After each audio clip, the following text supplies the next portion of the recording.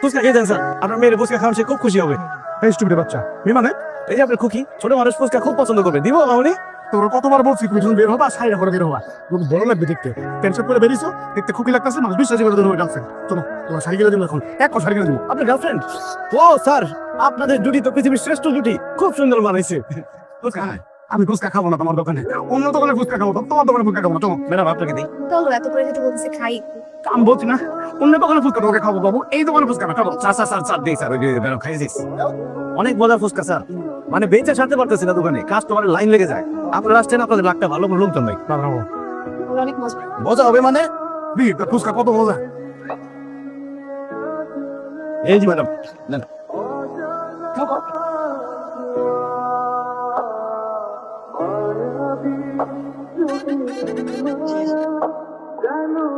কি রে আমার বেবি ওয়াক করতেছে কে? স্যার, আপনার বেবি তো মানে বেবি হবে। কংগ্রেচুলেশন, আপনি বাবা হতে চলেছেন। আমি তো বিয়ে করি, বানাবো কেমনে? বিয়ে করেন নাই কেন? বিয়ে করলে তো প্রেগনেন্ট দিত। কি করছিল বেবি রে? 7 দিনের বাসি ফুচকা দিয়ে আমার বেবি খাইছো। অসম্ভব, এটা 2 দিনের বাসি। 2 দিনের বাসি ফুচকা দিয়ে খাইছো।